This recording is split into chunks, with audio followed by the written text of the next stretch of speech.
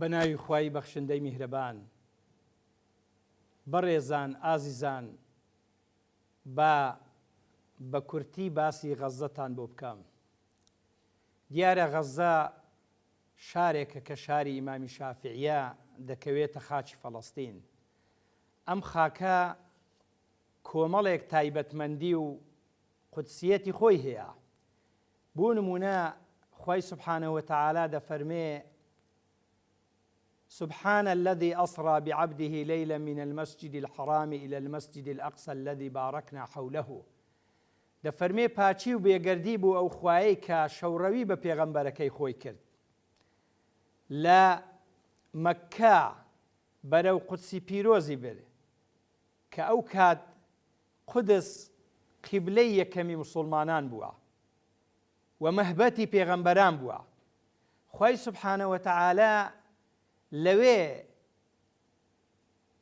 ئەم پێغەمبەرەی ڕاگرت یادانە و لەوێش بەرزی کردەوە بەرەو ئاسمانەکان بەرەو لای خۆی و خوای گەورە ئەوێ و ئەم دەوروبەرەی پیرۆز کردووە، موبارەک کردووە، ڕێزی لێناوە، شوێنی موسڵمانانە، خاچی موسڵمانانە، ڕووگەی موسڵمانانە.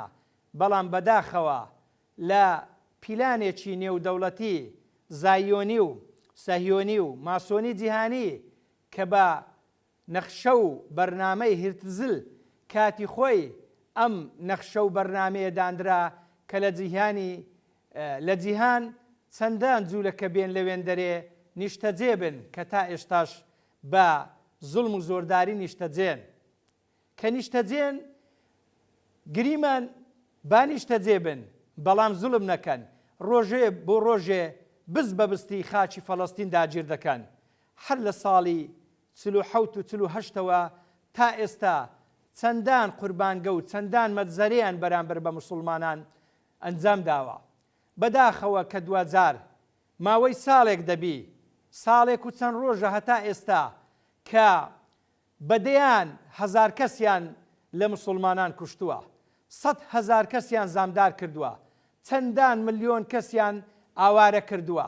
بە ئاگر و ئاسن ڕۆژانە بەسەر فەڵەستین دادەبارێنن، بە فەڵەستین ڕاناوەستن، پڕ دەدەنە وڵاتانی تریش. تەماشە دەکەین لە لوبنان دەدەن، لە عێراق دەدەن، لە سووریا دەدەن، لە ئێران دەدەن، لە یەمەن دەدەن، لە چەندان شوێنی جیهان دەدەن. یعنی ئەمە زوڵمی کیانی سەهیۆنیە. جا ئەم مەسەلەیەکی مێژوویە، مەسەلەیەکی ئاینیە، مەسەلەیەکی عەقەدیە. واتە وەکو موسڵمان دەبێ قەناعەت و بیر و باوەڕمان وابی کە ئومەی ئیسلامی هەموو یەکە. پێغەمبەر سەلات و سەلامی خوای لەسەر بێ بە نەسی حەدیث دەفەرمێ مثل المؤمنين في توادهم وتراحمهم كمثل الجسد.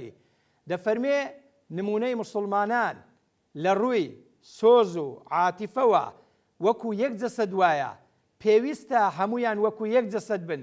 کاتێک کە موسڵمانێک لە شوێنێک ستەمی لێ دەکرێ پێیان وابی ستەم لەو کراوە، کاتێک کە موسڵمانێک لە شوێنێک ژان دەگری پێیان وابی ئەو ژانی گرتووە. بەڵام بەداخەوە هەندێک کەس هەن لە عالەمی ئیسلامی کە بە ناسنامە موسڵمانیشن، خۆیان پێ موسڵمانیشە، بەڵام لەسەر غەزە، لەسەر فەڵەستین، لەسەر ئەو زوڵمەی کە کیانی سەهیۆنی دەیکاتن زۆر بێ هەڵوێستن.